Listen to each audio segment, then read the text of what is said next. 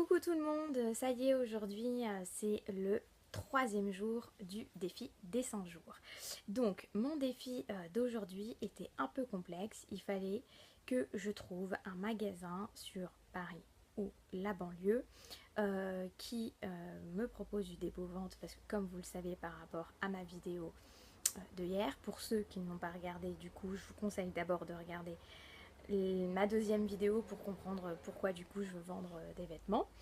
Et du coup je cherche un dépôt-vente spécialisé spécifiquement d'abord dans les marques type Sandro Hommage, ce que vous voulez, ou de luxe, mais qu'en contrepartie je sois payée tout de suite.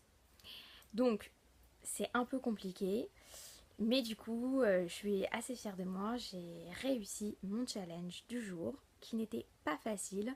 Il a vraiment fallu que je sois beaucoup sur Google, que je mette vraiment les bons termes, enfin tout ce qu'il fallait pour que Google me trouve le site parfait. Donc du coup, j'ai trouvé, c'est un magasin qui est basé à Paris 15e. Un instant, je vais vous dire le nom du magasin. Ça s'appelle Cash Marquès et ils sont situés 48 rue de Lourmel. Donc Paris 15e. J'ai mis aussi en barre d'infos ou sur le blog, du coup, tous les coordonnées que vous avez besoin, même la ligne de métro, leur téléphone, enfin tout ce qu'il faut. Donc concrètement, je pourrais vous en dire vraiment ce que j'en pense du coup demain ou lundi. Je sais pas encore si j'ai le temps d'y aller demain, donc à voir. Sinon ça sera pour lundi. Je pourrais vous donner un retour parce que j'ai un peu de fringues de ces marques-là, ainsi que pas mal de sacs à main, même de marques plus haut de gamme.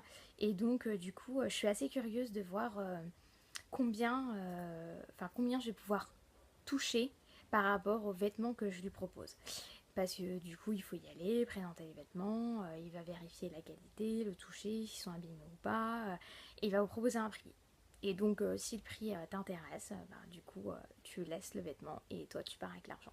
Donc, je trouve ça hyper pratique et vraiment, je trouve même très dommage que ça n'existe pas, ce type de magasin, pour les marques, enfin pas les marques, mais les enseignes fast fashion type Mango, Zara, H&M, parce que des fois on est même prêt à se débarrasser de ces fringues pour 2, 3, 5 euros. Et je me dis, si t'es un peu comme moi à avoir au moins plus d'une centaine d'articles, ce qui est quand même énorme, de vêtements à 2, 3 à 5 euros, tu multiplies, ça fait toujours de l'argent. Donc voilà, si au cas où l'un de vous ou l'une de vous, du coup, a ce type de boutique à me recommander, je suis ultra preneuse. Donc ça, c'était concernant mon défi. Et concernant le morning, non, le Miracle Morning, du coup, ce matin, je suis contente, je me suis bien boostée, je suis allée courir. Donc j'ai suivi ce qu'une lectrice m'a recommandé, d'ailleurs, si tu écoutes cette vidéo, tu pourras te reconnaître. Elle m'a conseillé d'alterner marche, courir, marche. Et du coup, c'est vraiment ce que j'ai fait. J'ai fait 1 km de marche à pied, ensuite j'ai couru 1 km 39, c'est très très précis, et ensuite 1 km de marche. Donc ça m'a vraiment fait le plus grand bien. Je suis contente d'avoir couru aujourd'hui parce que plus le temps passe, pourtant ça fait que 2 jours, je sais. Mais voilà, il y a une énergie, enfin il se passe quelque chose que je ne suis plus du tout fatiguée de mes journées depuis que j'ai mis ce Miracle Morning en place.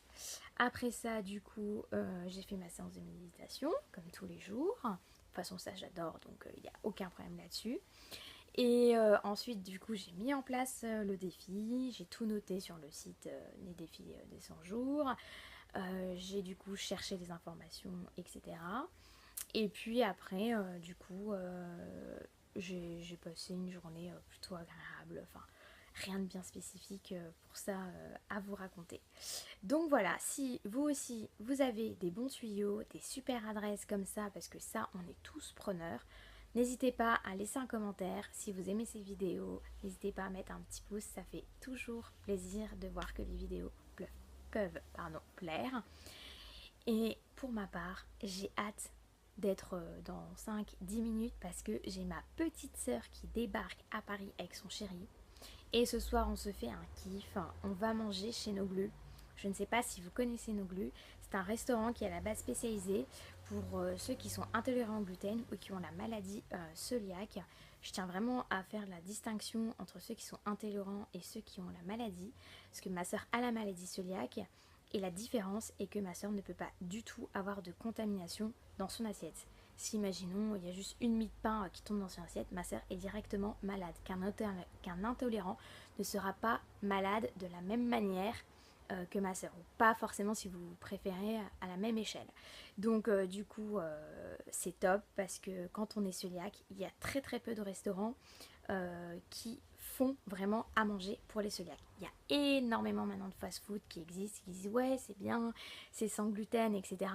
Mais quand tu les appelles et que tu leur dis que tu es cœliaque, ah mais non, nous c'est vraiment que pour les intolérants parce qu'il peut y avoir des traces. Donc en fait ces gens-là, ils surfent seulement sur la vague parce que c'est vraiment en ce moment une mode de manger sans gluten. Et pour ceux par contre qui ont vraiment cette contrainte comme ma soeur, je peux vous garantir que ça fout un petit peu les boules parce qu'au final à Paris, il y a vraiment que 4 adresses où elle peut aller. Parce que oui, ce que j'ai oublié de vous expliquer en plus, c'est qu'elle est en plus du coup intolérante au lait et aux œufs. Donc c'est doublement compliqué. Donc par rapport à toutes ces problématiques-là, du coup il y a trois facteurs qu'on doit prendre en compte. Et donc, Noglu c'est vraiment le vrai restaurant quoi. C'est pas un fast-food, c'est pas pour manger pizza, c'est vraiment chouette. Donc j'ai vraiment hâte de partager ça avec elle, avec son chéri, puis avec aussi mon chéri.